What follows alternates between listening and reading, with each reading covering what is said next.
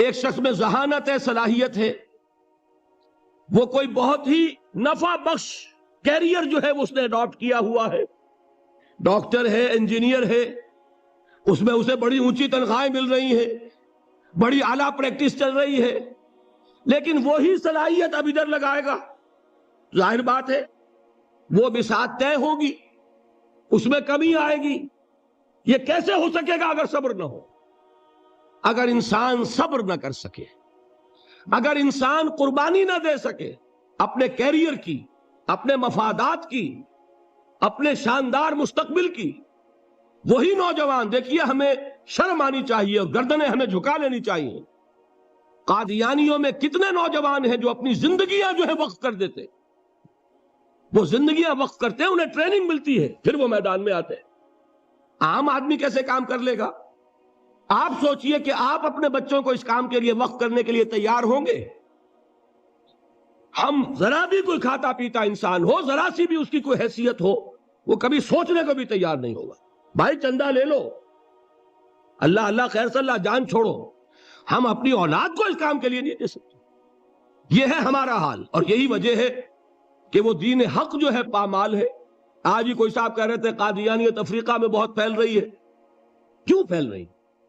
باطل جو ہے، عیسائیت پاکستان میں پھیل رہی ہے، کیوں پھیل رہی ہے؟ آخر حکومتیں ہیں، پیسے خرچ کرتی ہیں، ان کے پادری سر ترین ممالک کے رہنے والے لوگ گرم ترین ممالک میں آ کے زندگیاں گزارتے ہیں کہ نہیں گزارتے؟ آج تو پھر بھی ایئر کنڈیشنز ہیں ان کے لیے، لیکن ایک زمانہ وہ بھی تو تھا جبکہ وہ جیکب آباد میں اور کہاں پنجاب کے تھل کے صحراؤں میں وہ لوگ گئے ہیں، اس وقت ایئر کنڈیشن بھی نہیں تھے، انہوں نے وہاں جا کر کام کیے ہیں، ان گرمیوں کو جھیلا ہے۔ تو کام تو کرنے سے ہوتا ہے، صبر کا مادہ نہیں ہوگا تو آپ کام نہیں کر سکیں گے۔ اور اسی کا ایک دوسرا رخ ہے، جب آپ دعوت حق کے لیے کھڑے ہوں گے، پہلا قدم کیا آتا ہے؟ استہزاء، تمسخر، مذاق اڑانا، جس کی میں مثال اب دینا چاہتا ہوں محمد الرسول اللہ صلی اللہ علیہ وسلم کی شخصیت سے۔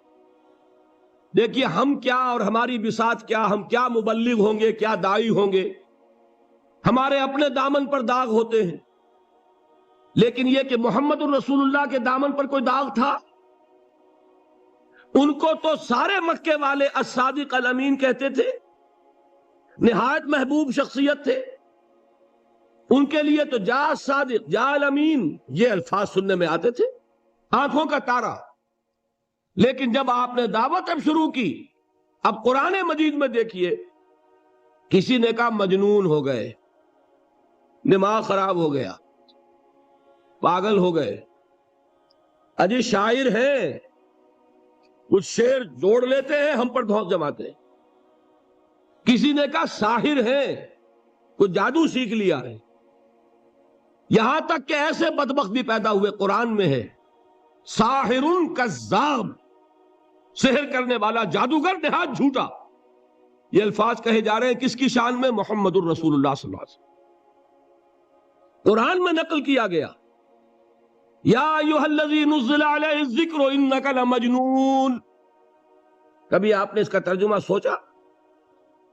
اے وہ شخص، دیکھیے تصور کیجئے، حضور جا رہے ہیں، تشریف لے جا رہے ہیں، کسی دعوت میں ہے، تبلیغ میں، یا ویسے ہی تشریف لے جا رہے ہیں، اور کوئی ایک جمگھٹا ہے لوگوں کا، ادھر سے فقرہ آتا ہے، تیر کی طرح لگتا ہے دل میں جا کر محمد کے صلی اللہ علیہ وسلم۔ اے وہ شخص جس کا یہ خیال ہے کہ اس پر کوئی ذکر نازل ہو رہا ہے، ہمارے خیال میں تو تمہارا دماغ خراب ہو گیا ہے۔ یا ایھا الذی نزل علیہ الذکر انک لمجنون، کہا کہ نہیں کہا؟ اور یہ نہ سمجھیے کہ حضور صلی اللہ علیہ وسلم کے قلب مبارک کو تکلیف نہیں ہوتی تھی۔ میں قرآن سے ثابت کروں گا، میں کہیں کوئی کہانیاں بیان نہیں کرنا چاہتا۔ قرآن نے کہا ہے وَلَقَدْ نَعْلَمُ أَنَّكَ يَضِيقُ صَدْرُكَ بِمَا يَقُولُونَ۔ اے نبی ہمیں خوب معلوم ہے صلی اللہ علیہ وسلم کہ جو کچھ یہ لوگ کہہ رہے ہیں اس سے آپ کا سینہ بھنجتا ہے، یہ جو گھٹن ہوتی ہے، صدمہ ہوتا ہے۔ أَنَّكَ يَضِيقُ صَدْرُكَ بِمَا يَقُولُونَ، ہمیں خوب معلوم ہے کہ جو کچھ یہ باتیں آپ کو سننی پڑ رہی ہیں، یہ کڑوی کسیلی باتیں، یہ جو فکرے چست ہو رہے ہیں، استہزاء ہو رہا ہے، تمسخر ہو رہا ہے۔ سورہ ہجر میں ہے، ایک جگہ کھڑے ہوئے لوگ قرآن کا مذاق اڑا رہے ہیں، بھائی فلاں آیت تم لے جانا، فلاں آیت میری ہوگی، اس کے ٹکڑے کر رہے ہیں، اس کے ٹکڑے حصے بکھرے کر کے قیمہ بنا کر ان آیات کا تمسخر اڑا رہے ہیں۔ ایک جگہ قرآن مجیدی میں مذکور ہے کہ فرشتوں کا مذاق اڑ رہا ہے، بھائی یہ دیکھو محمد نے کہا ہے صلی اللہ علیہ وسلم کہ جہنم پر تو کل 19 فرشتے ہیں، علیہا 19 قرآن میں آیت نازل ہوئی۔ ایک پہلوان کہتا بھائی 10 کو تو میں سنبھال لوں گا، باقی 9 کا تم انتظار کر لو۔ یہ باتیں آ رہی ہیں حضور کے کانوں میں، کلام الہی کے ساتھ کیا سلوک ہو رہا ہے، مجھ پر کیا فکرے چست کیے جا رہے ہیں، مجھ پر جس طریقے سے استہزاء اور تمسخر کا رویہ اختیار کیا گیا ہے، دل بھچ رہا ہے، دل میں صدمہ ہے۔ دیکھیے سورہ نون ہے، اور میرے نزدیک یہ دوسری وحی ہے جو حضور پر نازل ہوئی ہے، اس کی ابتدائی آیات، نون والقلم وما یسطرون ما انت بنعمت ربک بمجنون وَإِنَّ لَكَ لَأَجْرًا غَيْرَ مَمْنُونٍ وَإِنَّكَ لَعَلَىٰ خُلُقٍ عَظِيمٍ فَسَتُبْصِرُ وَيُبْصِرُونَ بِأَيِّكُمُ الْمَفْتُونُ إِنَّ رَبَّكَ هُوَ يَعْلَمُ بِمَنْ ضَلَّ عَنْ سَبِيلِهِ وَهُوَ أَعْلَمُ بِالْمُهْتَدِينَ۔ نون، قسم ہے قلم کی اور جو کچھ یہ لکھتے ہیں۔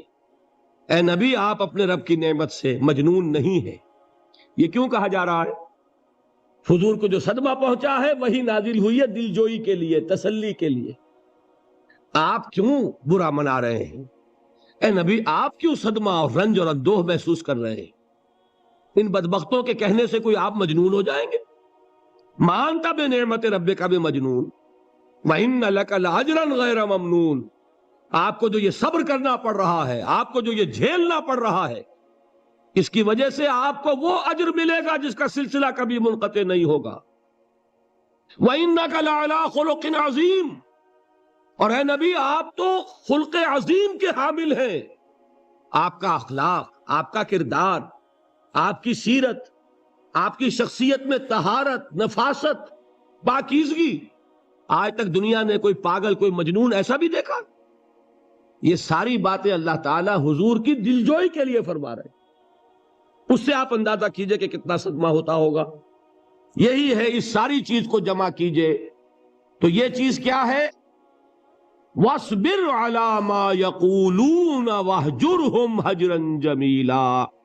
صبر کرو اے نبی، صبر کرو اے محمد صلی اللہ علیہ وسلم، جھیلو اور برداشت کرو اس پر جو یہ کہہ رہے ہیں۔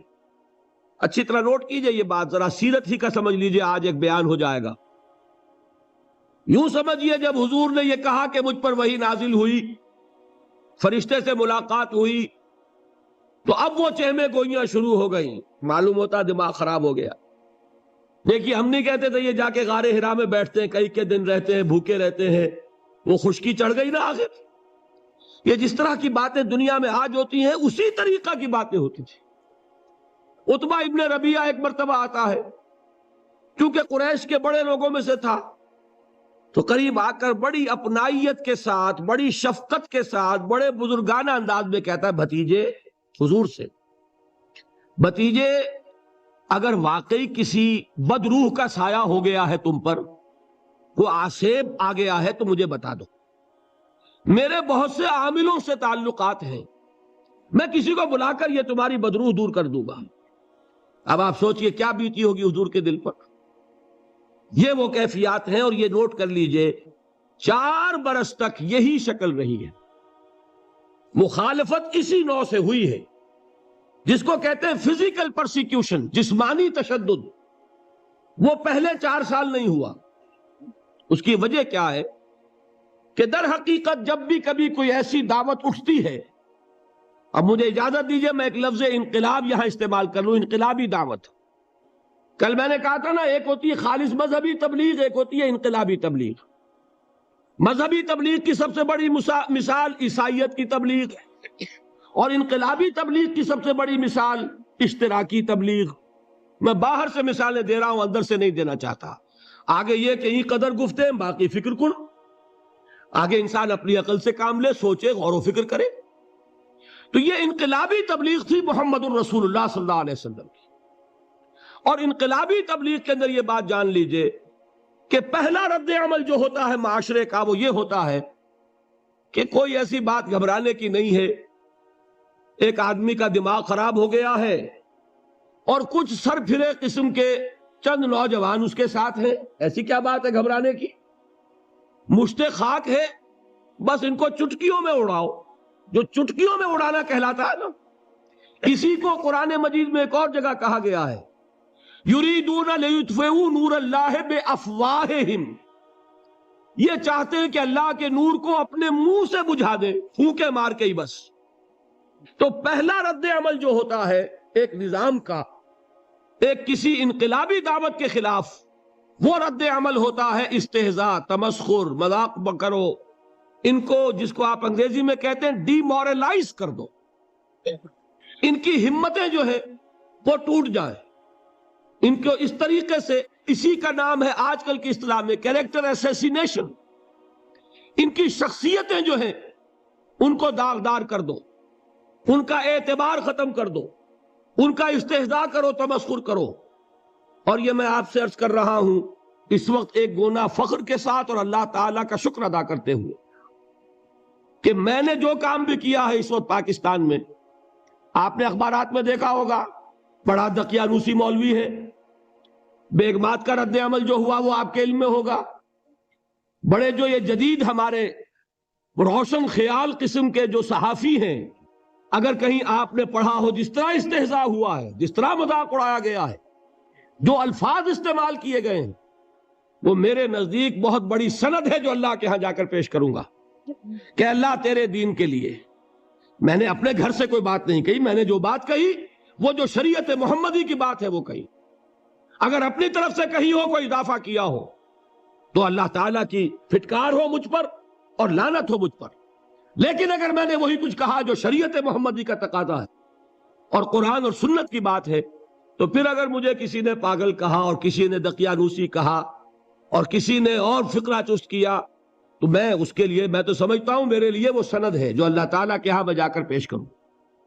اور یہ جان لیجئے کہ وہی بات ہوتی ہے ہمیشہ، ہسٹری ریپیٹس اٹ سیلف، وہ بات کریں گے جو حضور نے کی تھی وہی رد عمل سامنے آئے گا جو اس وقت آیا تھا، اس لیے کہ یہ تو جو انسانی مزاج ہے وہ نہیں بدلا، معاشرے کا انداز نہیں بدلا، وہ جو کام ہوگا اس کا رد عمل ابتدائی وہی ہوگا۔ اور اس میں در حقیقت امتحان ہوتا ہے صبر کا، کیا دل شکستہ ہو کر بیٹھ رہے گا انسان، ہمت جواب دے جائے گی، کمر ٹوٹ جائے گی، قوت ارادی اور عزیمت جو ہے مزمحل ہو جائے گی، پھونکوں سے چراغ بجھ جائے گا۔ یہ جو میں نے آیت آپ کو سنائی تھی اس کا بڑی خوبصورت کے ساتھ ترجمہ کیا ہے مولانا ظفر علی خان نے کہ نور خدا ہے کفر کی حرکت پہ خندہ زن، پھونکوں سے یہ چراغ بجھایا نہ جائے گا، یریدون لیطفئوا نور اللہ بافواہہم واللہ متم نورہ ولو کرہ الکافرون، یہ چاہتے ہیں کہ اپنے منہ کی پھونکوں سے اللہ کے نور کو بجھا دیں، حالانکہ اللہ تعالیٰ تو اپنے نور کا اتمام فرما کر رہے گا، خواہ ان کافروں کو کتنا ہی ناگوار ہو۔ اس کی ترجمانی ہے نور خدا ہے کفر کی حرکت پہ خندہ زن، پھونکوں سے یہ چراغ بجھایا نہ جائے گا۔ بہرحال اس مرحلے پر میں نے آپ کو دو صبر بتائے۔ صبر کس چیز سے؟ اپنا کیریئر دنیاوی جو بھی آپ حاصل کر سکتے تھے، ذہین آدمی ذہانت لگائے گا تو دین کی دعوت دے گا ایٹ دی انٹلیکچوئل لیول، اور یہ بات جان لیجئے کہ یہ چیز دنیا میں کسی کمائی کا ذریعہ نہیں بن سکتی، اسے قربانی دینی پڑے گی کیریئر کی، اپنے مفادات کی، تب کام کر سکے گا۔ عام آدمی وقت لگائے گا، صلاحیتیں صرف کرے گا، اپنی وہی اس وقت سے اور توانائی سے پیسہ بنا سکتا تھا۔ آج کل تو آپ کو معلوم ہے کہ بڑی سادی ہو گئی ہے یہ حساب کتاب کی بات، بہت سادہ۔ ایک انسکلڈ لیبرر کا 1 گھنٹہ برابر ہے اتنے روپے کے، ایک سکلڈ لیبرر کا 1 گھنٹہ برابر ہے اتنے روپے کے۔ آپ تو ہر چیز کاؤنٹ کر سکتے ہیں، میئر کر سکتے ہیں۔ جو شخص 1 گھنٹہ لگا رہا ہے اس نے کچھ پیسہ خرچ کیا ہے نا، اسی وقت کو لگا کر وہ پیسہ بناتا، اسی ذہانت اور صلاحیت سے وہ کوئی کمائی کرتا، ادھر لگایا۔ تو وہ جو کمی ہو رہی ہے اس کو برداشت کرنا، اس کو جھیلنا اور خوش دلی سے برداشت کرنا، یہ سمجھنا کہ در حقیقت یہ سب کچھ کیا ہے کہ اللہ تعالیٰ کے ہاں اس کا اجر و ثواب ملے گا۔ یہ صبر کا ایک رخ، اور استہزاء ہو، تمسخر ہو، مذاق اڑے، فقرے چست ہو، دقیانوسی کہا جائے، ریئیکشنری کہا جائے، یہ بڑے ریئیکشنری ہیں، یہ بڑے پچھلے زمانے کے لوگ ہیں، اگلے وقتوں کے ہیں یہ لوگ، انہیں کچھ نہ کہو، جو کہا جائے سنو۔ وَاصْبِرْ عَلَى مَا يَقُولُونَ وَاهْجُرْهُمْ هَجْرًا جَمِيلًا، اور صبر کیجئے محمد صلی اللہ علیہ وسلم۔ دیکھیے کوئی پہلو ایسا نہیں ہے جس میں ہمیں ہدایت قرآن مجید سے اور سیرت محمد صلی اللہ علیہ وسلم سے مل نہ جائے۔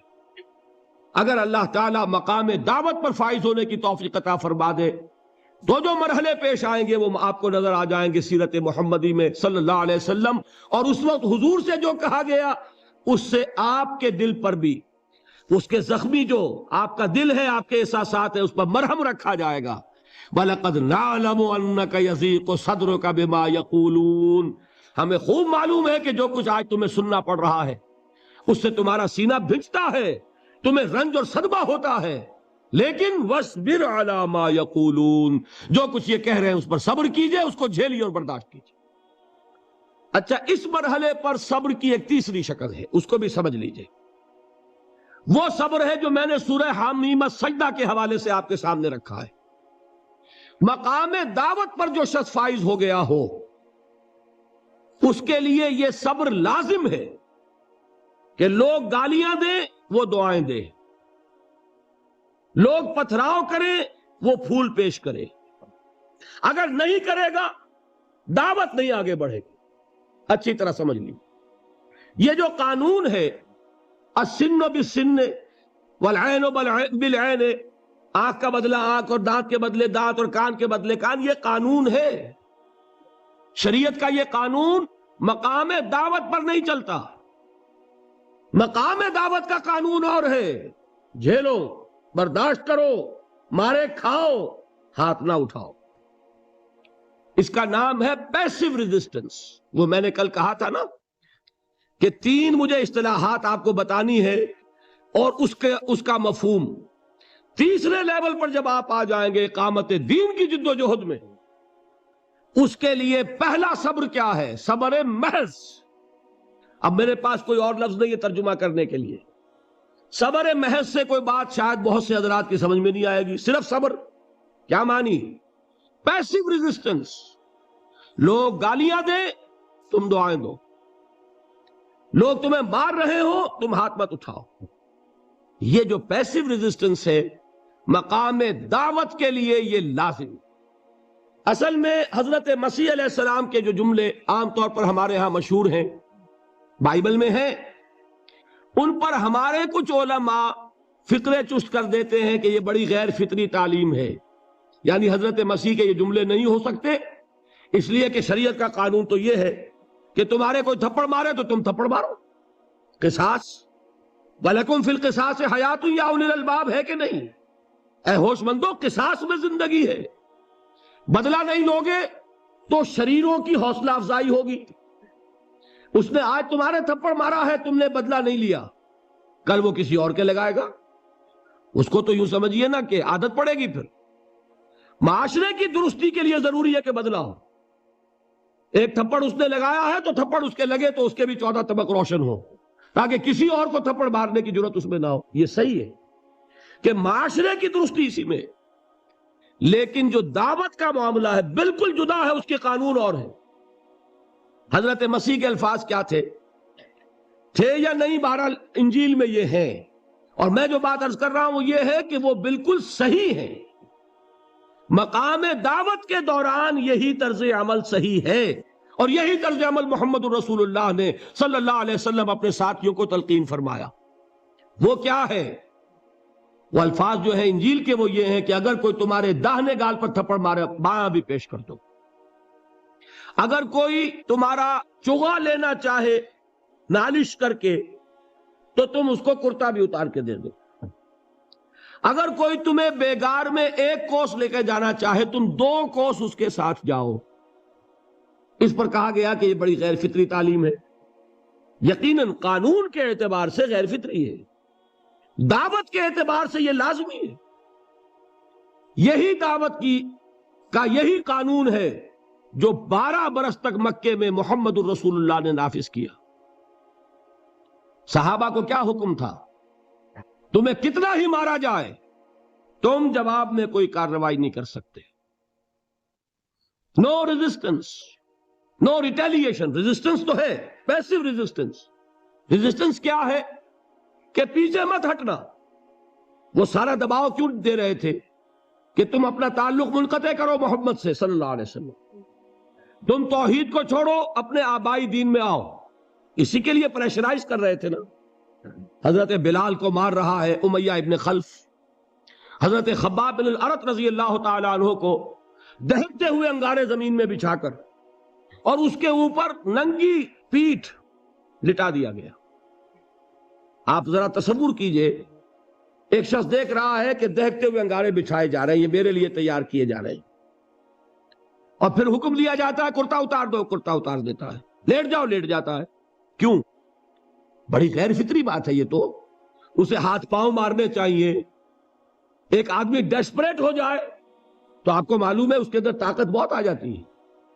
اسے نظر آ رہا ہو کہ مجھے تو بھون دیں گے، کباب بنا دیں گے، تو اگر اسے اجازت ہو 2-4 کو مار کر مرے گا.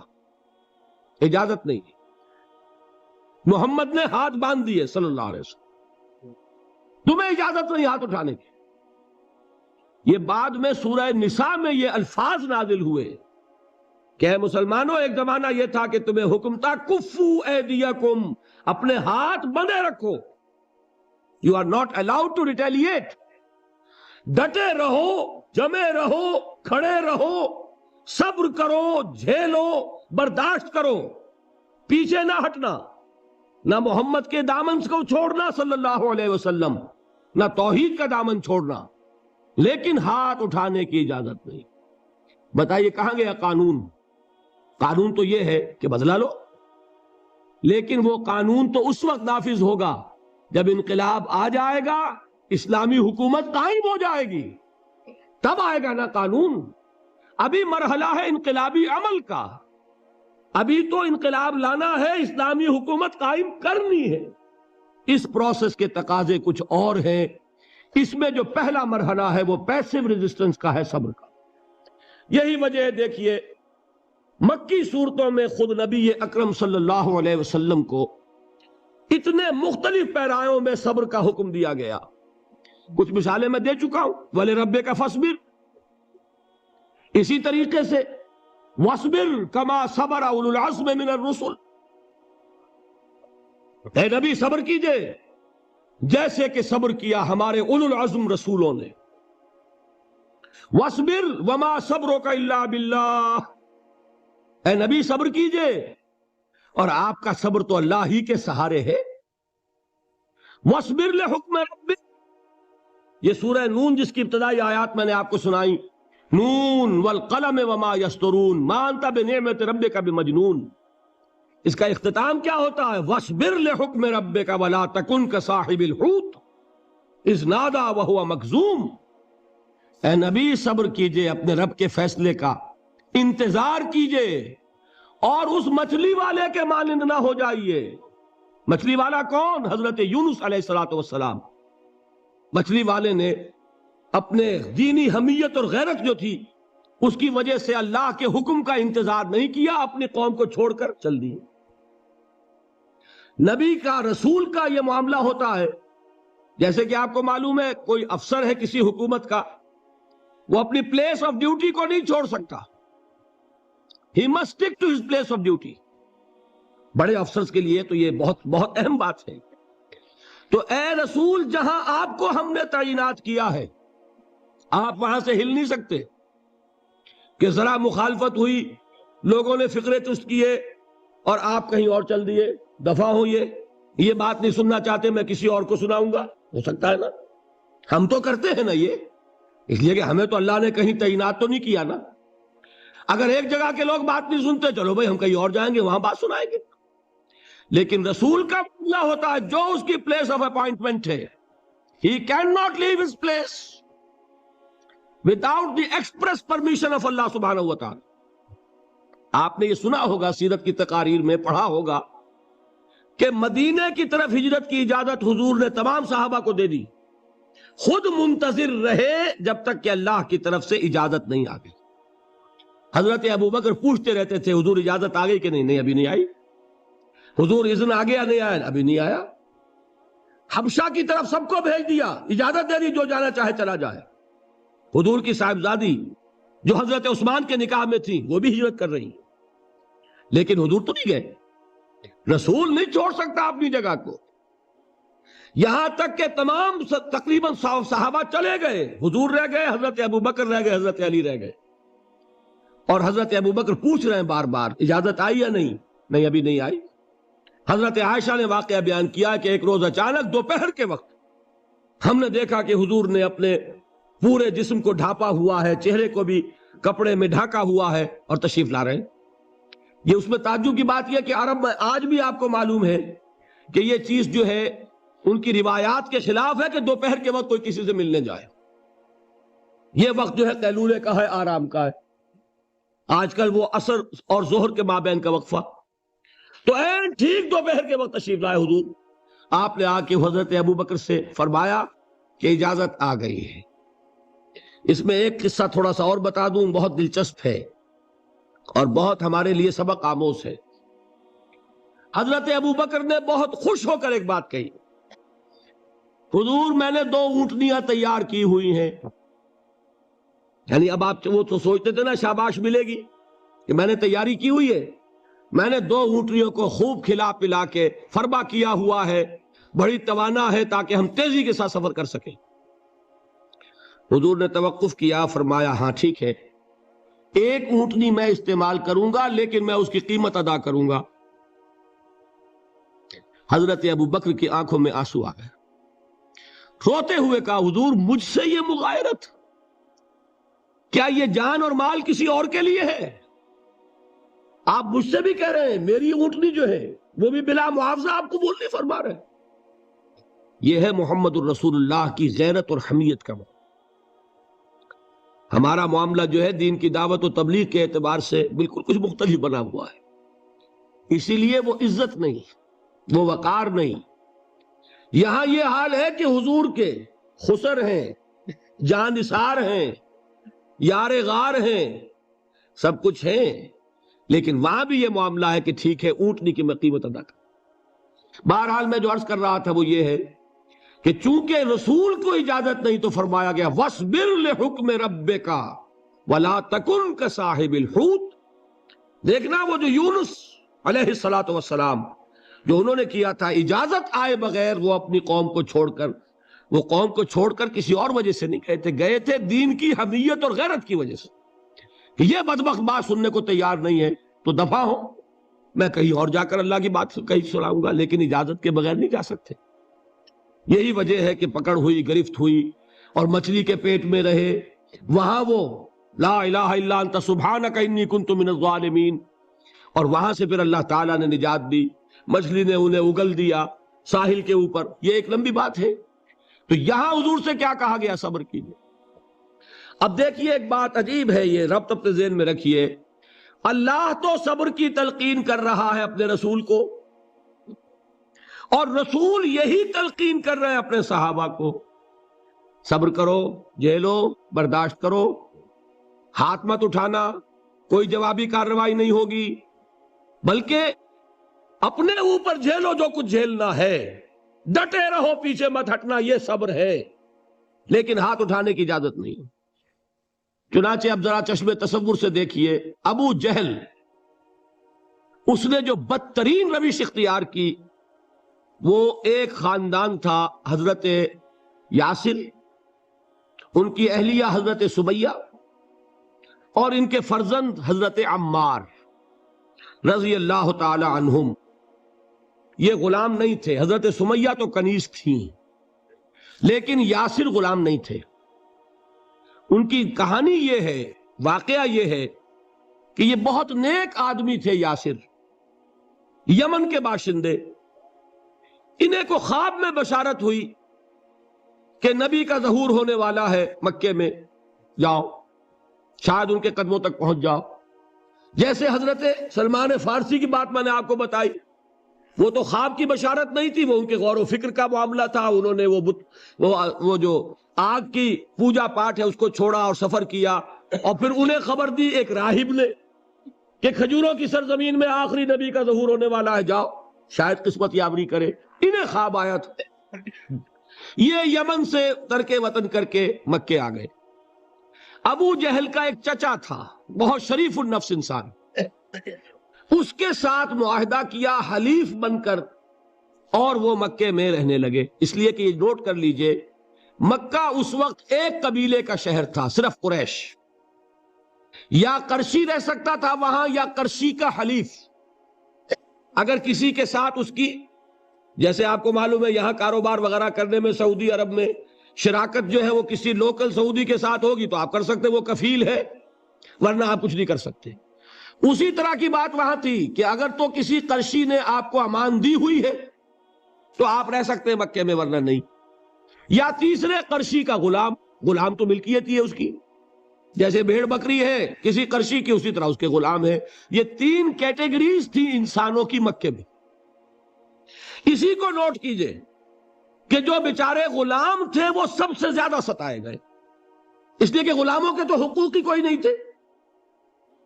ان کو تو اگر کوئی شخص اپنے غلام کو ذبح کر دیتا تھا تو بھی کوئی پوچھنے والا نہیں۔ بالکل ایسے ہی ہے نا، آپ کی بکری آپ نے ذبح کی، گوشت کھا لیا، کوئی آپ سے کوئی پوچھ سکتا ہے؟ جب ملکیت ہے، آپ کی بکری آپ کی تھی، آپ نے ذبح کر دی۔ غلام آپ کی ملکیت تھا، آپ نے ختم کر دیا، کوئی اس میں جرم نہیں، کوئی باس پرس نہیں۔ یہ تھا حال غلاموں کا۔ بلال غلام تھے، ابو فقی غلام تھے، زنیرہ ایک کنیز تھی۔ ان کو جو ماریں پڑی ہیں اس کا آپ کو معلوم ہے۔ حضرت بلال کے ساتھ جو کچھ امیہ ابن خلف نے کیا، کہ جس طریقے سے کہ حیوانوں کی لاشیں جو ہے کھینچ کر گھسیٹ کر لے جائی جاتی ہیں، ان کی گردن میں رسی ڈال کر گھسیٹتے، اسی طریقے سے حضرت بلال کے گردن میں رسی ڈال کر ٹھیک دوپہر کے وقت مکے کی سنگلاخ گلیوں کے اندر گھسیٹا جاتا تھا۔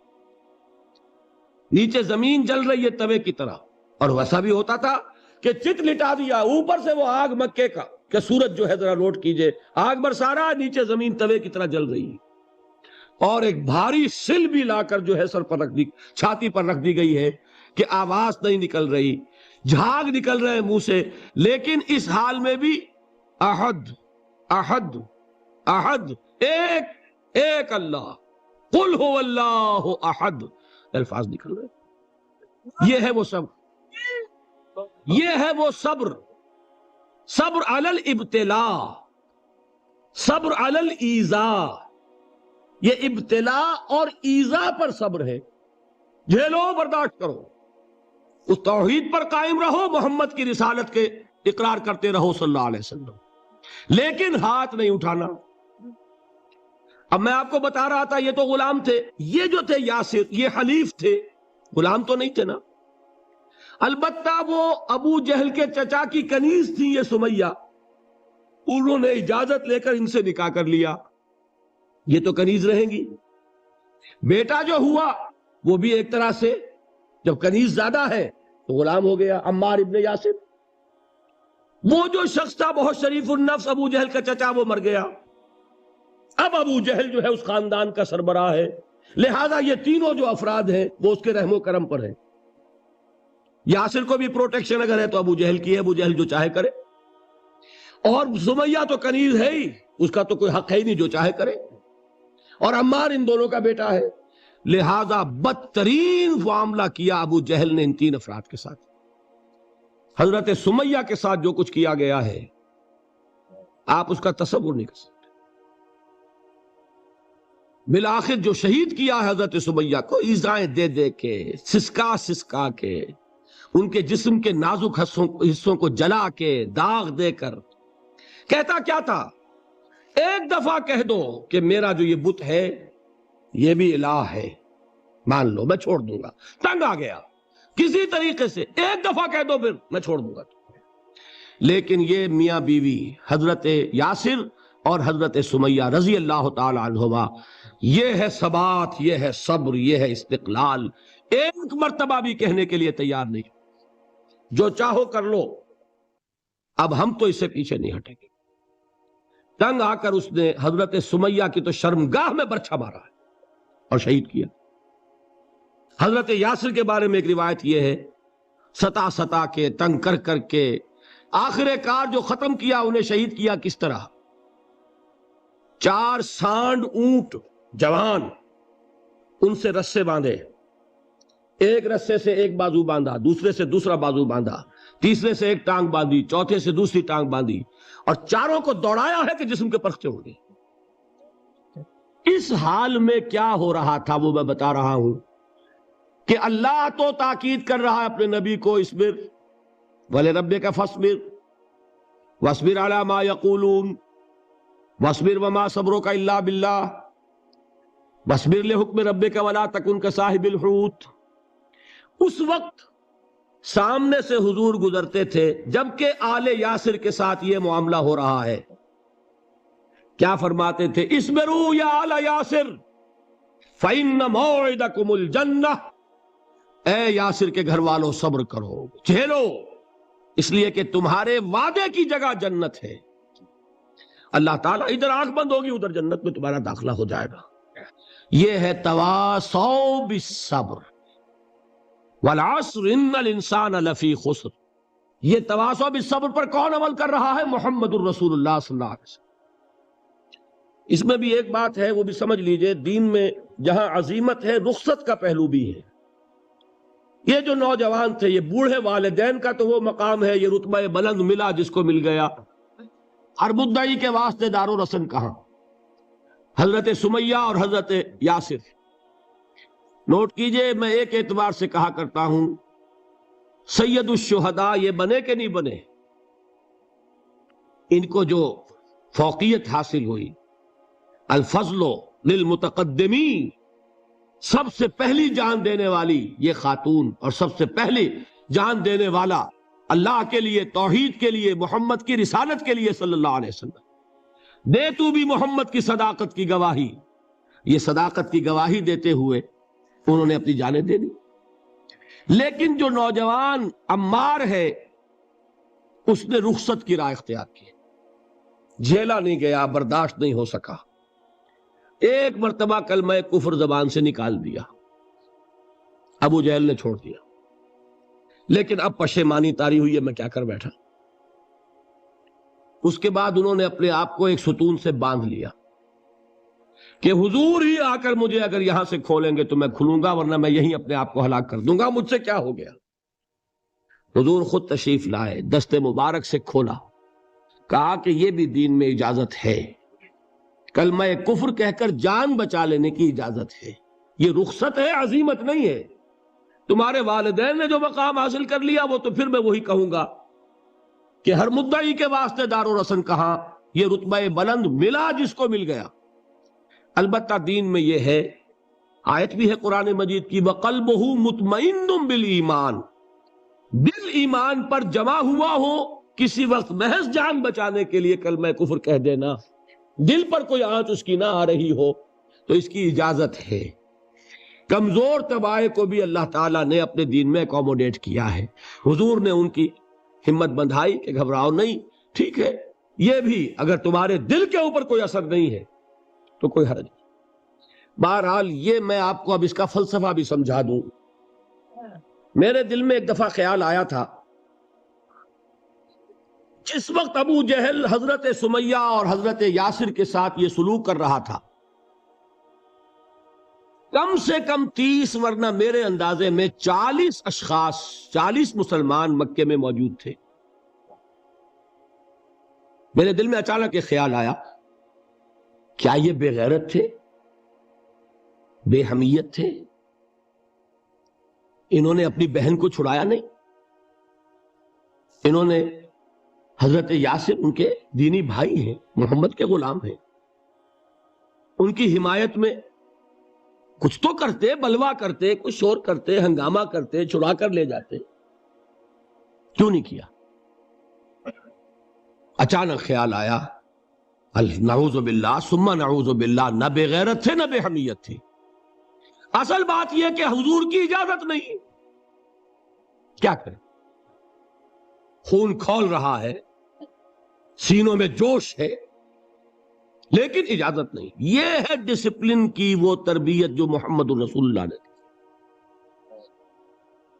دیکھیے جوش میں آ کے حملہ کرنا یہ اور بات ہے، خون کھول رہا ہو اور پھر اپنے آپ کو تھامنا یہ زیادہ مشکل کام ہے۔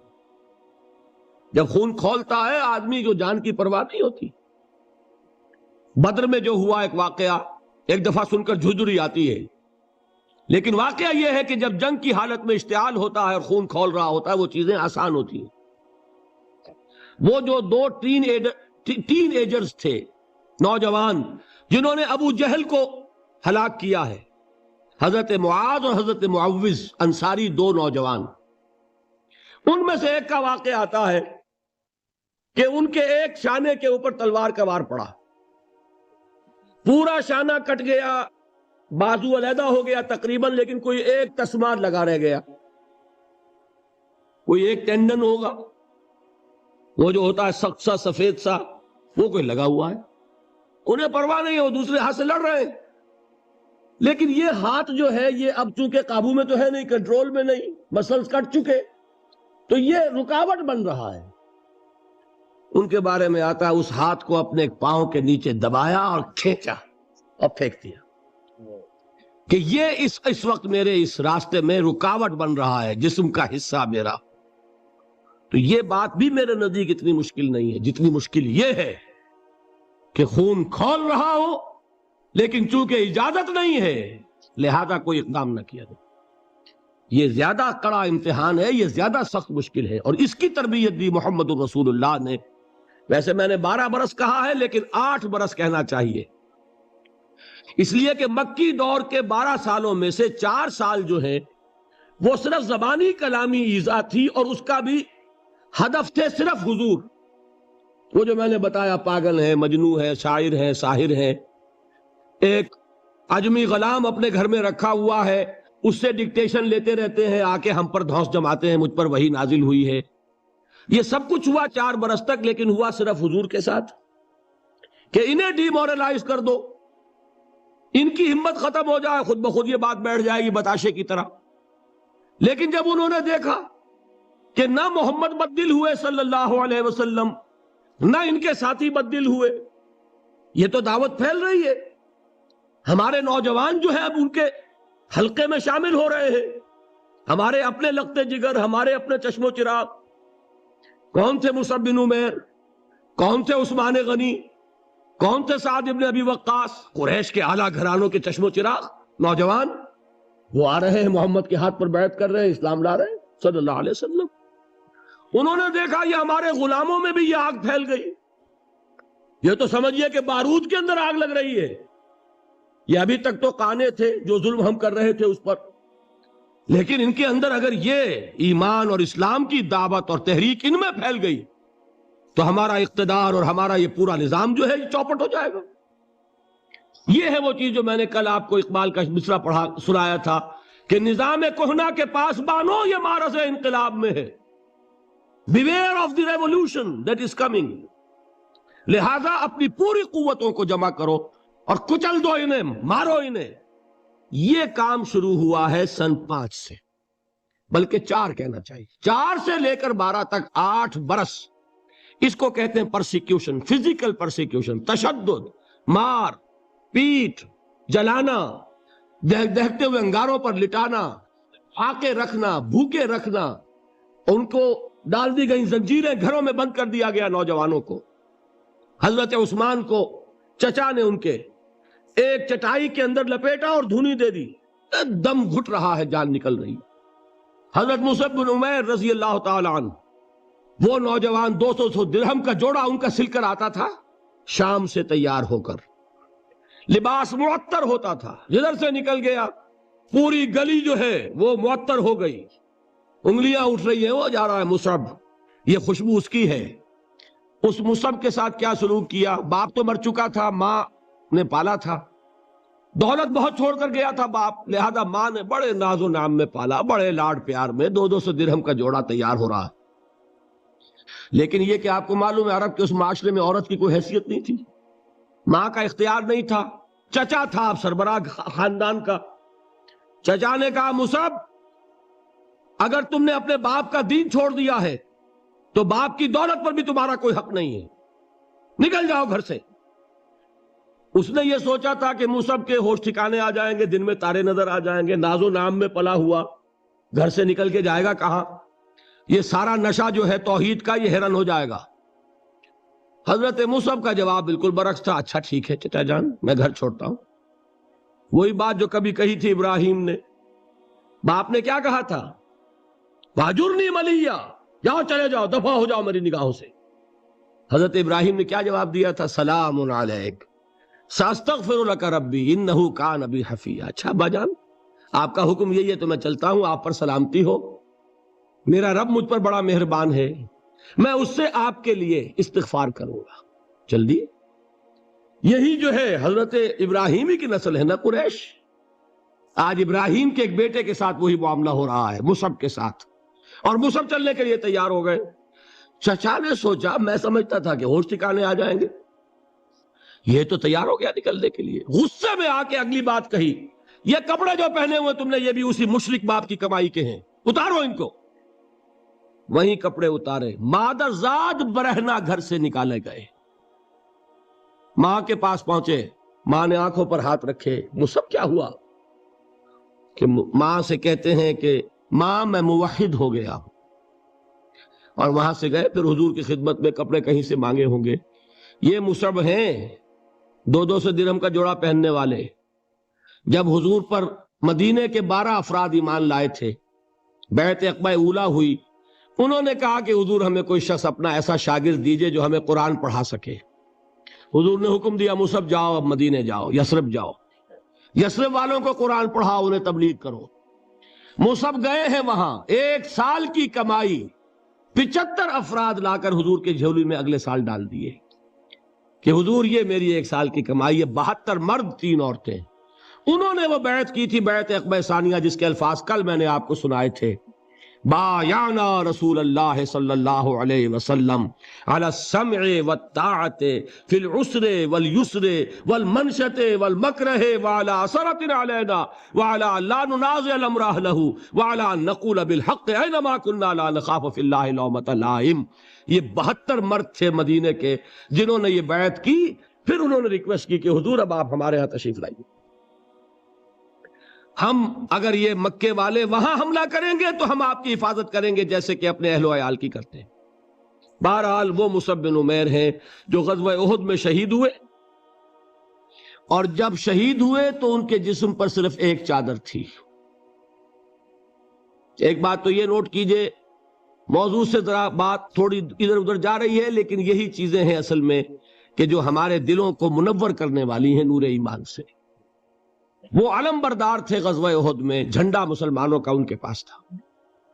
ایک ہاتھ پر ایک شانے پر وار پڑا، ہاتھ کٹ گیا، دوسرے سے تھاما، دوسرے پہ کٹ گیا، اب دونوں حصوں کے بچے ہوئے ٹکڑوں سے جھنڈے کو تھاما، گرنے نہیں دیا، یہاں تک کہ شہید ہو گئے۔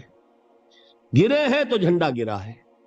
شکل میں حضور سے بہت مشابہ تھے، خبر اڑ گئی کہ محمد شہید ہو گئے صلی اللہ علیہ وسلم۔ یہ مصعب بن عمیر کا واقعہ ہے۔ جب ان کو اب دفن کرنے کا وقت آیا، اور شہید کے لیے کفن جو ہے اس کا وہی لباس ہوتا ہے جو شہادت کے وقت ہو، حضور کے سامنے ایک پرابلم پیش کیا گیا۔ حضور مصعب کے جسم پر تو ایک چادر تھی، اور وہ چادر بھی اتنی چھوٹی ہے، یعنی 2 گز کی چادر بھی نہیں ہے، اس سے اگر سر ڈھانپتے ہیں مصعب کا تو پیر کھل جاتے ہیں، پیر ڈھانپتے ہیں تو سر کھلتا ہے، کیا کریں؟ حضور نے فرمایا سر ڈھانپ دو چادر سے اور پیروں پر گھاس ڈال دو۔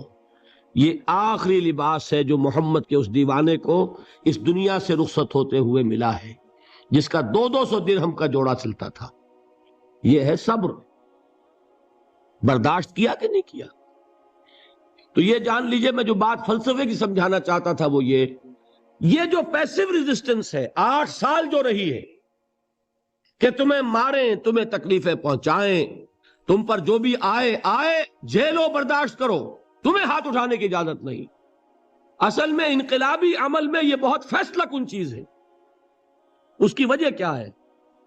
دیکھیے، اگر شروع ہی سے انقلابی لوگ وائلنٹ ہو جائیں گے تو ظاہر بات ہے وہ تو تھوڑے ہوتے ہیں، گنتی کے ہوتے ہیں۔ جو نظام قائم ہے اس کے پاس طاقت بہت ہوتی ہے، اس نظام کو اخلاقی جواز حاصل ہو جائے گا ان کو کچل دینے کا، ختم کر دینے کا۔ اب جب کہ وہ ہاتھ نہیں اٹھا رہے تو اخلاقی جواز تو نہیں ہے نا۔ اب اگر مارا جا رہا ہے تو عوام الناس کی دلی ہمدردیاں ان کے ساتھ ہوتی چلی جاتی ہیں۔ یہ امیہ ابن خلف نے بلال کو آج اتنا مارا، کیوں مارا؟ کیا بلال نے کوئی چوری کر دی تھی؟ نہیں بھائی۔ کیا کوئی اور گستاخی کی تھی اپنے آقا کی؟ نہیں۔ کہیں معاذ اللہ اس نے اپنے آقا امیہ ابن خلف کی بیٹی کے اوپر تو کوئی نہیں ہاتھ اٹھا دیا تھا؟ نہیں۔ تو کیا وجہ ہوئی؟ بس صرف یہ وجہ ہے کہ وہ ایک اللہ کو مانتا ہے اور محمد پر ایمان لے آیا صلی اللہ علیہ وسلم۔ بتائیے اس کا کیا اثر ہوگا؟ یہ خباب بن الارت پیشے کے لحاظ سے لوہار تھے۔ سوچئے، ایک زندہ انسان کو دہتے ہوئے انگاروں پر لٹایا جا رہا ہے، ان انگاروں سے کھال جلی، کمر کی چربی پگھلی، اس پگھلنے والی چربی سے وہ انگارے ٹھنڈے پڑے۔ یہ سب کچھ جھیل رہا ایک شخص۔ سوچنے والوں نے سوچا نہیں ہوگا کیا جرم تھا اس کا؟ تو بڑا شریف آدمی ہے، بہت اچھا کاریگر ہے، وقت پر کام دیتا ہے، مناسب اجرت لیتا ہے، یہ کیا ہوا؟ یہ کوئی جرم نہیں، جرم صرف ایک ہے، ایک اللہ کو مانتا ہے اور محمد کے دامن سے وابستہ ہے صلی اللہ علیہ وسلم۔ آپ سوچئے، دیکھیے ایک لفظ ہم بولا کرتے ہیں سائلنٹ میجورٹی۔ واقعہ یہ ہے کہ کسی بھی معاشرے میں میجورٹی ہمیشہ سائلنٹ رہتی ہے، وہ سائلنٹ اسپیکٹیٹر ہوتی ہے، دیکھتی رہتی ہے کیا ہو رہا ہے۔ لیکن سائلنٹ میجورٹی سائلنٹ ہوتی ہے، اندھی بہری تو نہیں ہوتی، دیکھتی تو ہے کہ کیا ہو رہا ہے، سن تو رہی ہے کہ کیا چرچے ہیں۔ اب جب وہ دیکھتے ہیں کہ کچھ شریف لوگ ہیں، بڑے ہی اعلیٰ اخلاق والے لوگ ہیں، ان پر تشدد ہو رہا ہے، انہیں مارا جا رہا ہے، انہیں ستایا جا رہا ہے، ان پر کوڑے برس رہے ہیں، انہیں دہتے ہوئے انگاروں پر لٹایا جا رہا ہے،